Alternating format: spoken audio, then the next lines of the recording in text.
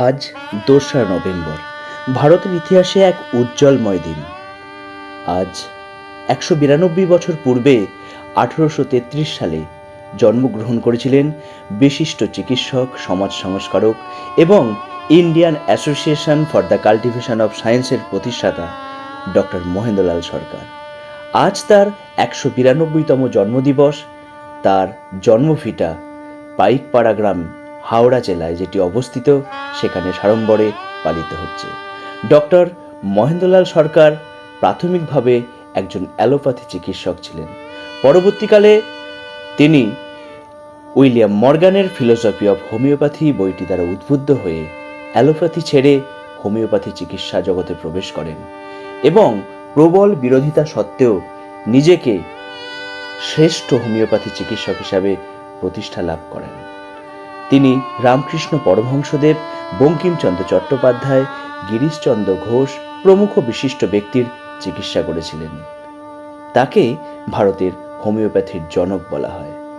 Doctor Mahendralal সরকারের দূরদর্শী অবদান হল Indian association for the cultivation of সায়েন্সের প্রতিষ্ঠা, যেটি ১৮৭৬ খ্রিস্টাব্দে ২৯শে জুলাই প্রতিষ্ঠিত হয়। এটি ছিল ভারতের প্রথম জাতীয় বিজ্ঞান প্রতিষ্ঠান। এখান থেকেই আলোর উপর গবেষণা করে doctor CV Raman Nobel prize পান। এরকম এক মহান মানুষ ডক্টর মহেন্দ্রলাল সরকারের জন্মদিবস আজ সাড়ম্বরে পালিত হল। অনুষ্ঠানটির সূচনা হয় প্রভাত ফেরির মধ্য দিয়ে। পাড়ার কচিকাঁচা, সমাজের বিশিষ্ট ব্যক্তিবর্গ, চিকিৎসক, শিক্ষক সবাই এই প্রভাত ফেরিতে অংশগ্রহণ করে।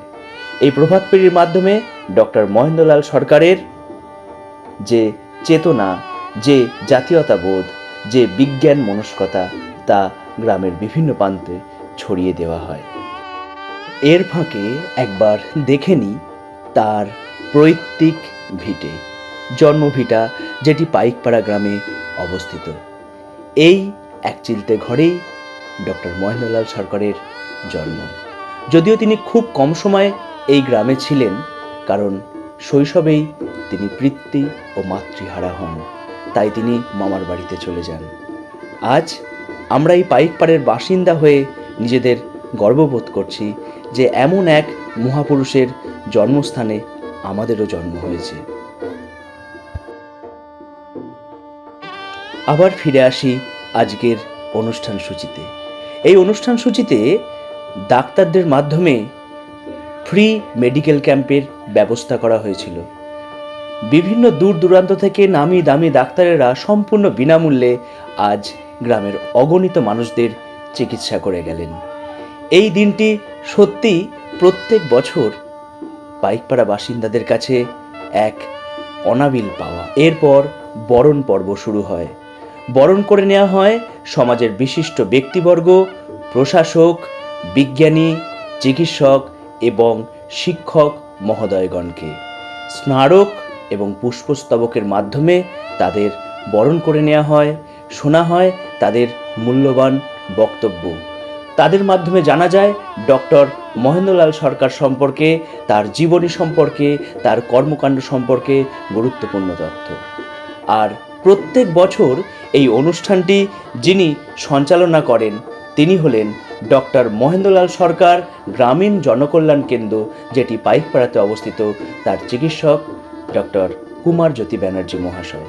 তার মুখ থেকেও আমরা শুনে নিলাম ডক্টর মহেন্দ্রলাল সরকার সম্পর্কে বহু অজানা তথ্য। তিনি কিভাবে প্রতিকূল পরিবেশ সত্ত্বেও এই জনকল্যাণ কেন্দ্রকে চালিয়ে নিয়ে যাচ্ছেন, কি তার চিন্তাভাবনা ভবিষ্যতে এই জনকল্যাণ কেন্দ্রকে এগিয়ে নিয়ে যাওয়ার জন্য তিনি তার বক্তব্যের মাধ্যমে তুলে ধরলেন। এরকম এক ডাক্তারবাবুকে আমরা পেয়ে নিজেরা খুব ধন্য। বরণ পর্ব সম্পন্ন হওয়ার পর ডক্টর মহেন্দ্রলাল সরকারের আবক্ষ মূর্তিতে মাল্যদানের পর্ব শুরু হয়। সবাই অতি আনন্দের সাথে, উচ্ছ্বাসের সাথে ডক্টর মহেন্দ্রলাল সরকারের আবক্ষ মূর্তিতে মাল্যদানে অংশগ্রহণ করেন। এরকম স্মৃতি বিজড়িত আবক্ষ মূর্তি সত্যি নিজেদেরকে আপ্লুত করে। এরপর উদ্বোধনী সঙ্গীত, পাড়ার এক অন্যতম শিশু শিল্পী, যে আবার ডক্টর মহেন্দ্রলাল সরকারের বংশধর, তার কণ্ঠেই উদ্বোধনী সঙ্গীত মাধ্যমে আমাদের অনুষ্ঠানের পরবর্তী পর্বের সূচনা হয়। এরপর ধাপে ধাপে বিভিন্ন ব্যক্তিবর্গ তাদের মূল্যবান বক্তব্য তুলে ধরেন। জগৎবল্লভপুর থানার অফিসার ইনচার্জ, সার্কেল ইন্সপেক্টর, তারা তাদের গুরুত্বপূর্ণ বক্তব্য, মহেন্দ্রলাল সম্পর্কে তাদের চিন্তাভাবনা সকল মানুষের কাছে তুলে ধরেন, যা সত্যিই অবাক লাগে যে এনারা এত ব্যস্ত থাকা সত্ত্বেও এত কিছু তথ্য নিজেরা সংগ্রহ করে রাখেন। শুধুমাত্র মুখস্থ বিদ্যা নয়, হয়তো এই ধরনের মনস্কতা আছে বলেই তারা এত তথ্য রাখতে পারেন। যাই হোক, অনুষ্ঠান পর্ব খুব সুন্দরভাবে এগিয়ে যেতে থাকে। এরপর ডক্টর কুমারজ্যোতি ব্যানার্জির পুত্র আর্যমান ব্যানার্জি তার বক্তব্য তুলে ধরেন। তিনি বলেন কিভাবে প্রতিকূল পরিবেশে ব্রিটিশ শাসনের সময়ও ডক্টর মহেন্দ্রলাল সরকার মেরুদণ্ড সোজা করে চিকিৎসা পর্ব চালিয়ে গিয়েছিলেন, এবং এরকমভাবেই মেরুদণ্ড আমাদেরও সোজা রাখতে হবে, এই বার্তা তিনি তার বক্তব্যের মাধ্যমে দিলেন। এইভাবে অনুষ্ঠান পর্ব চলতে থাকলো। এরপরে পর্ব ছিল বস্ত্র বিতরণ। গ্রামের দুস্থ মানুষদের হাতে প্রায় 200 পিস কম্বল তুলে দেওয়ার ব্যবস্থা করেন ডক্টর কুমারজ্যোতি ব্যানার্জি মহাশয়।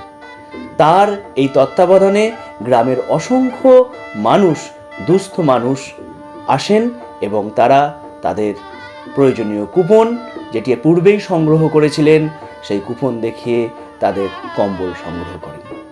এইভাবে বিভিন্ন জনকল্যাণমূলক কর্মসূচির মধ্য দিয়ে আজ সাড়ম্বরে ডক্টর মহেন্দ্রলাল সরকারের জন্মদিবস পালন করা হয়। প্রত্যেক বছর আমরা ছোট বড় যেমনভাবেই হোক না কেন ডক্টর সরকারের এই জন্মদিবস পালন করি।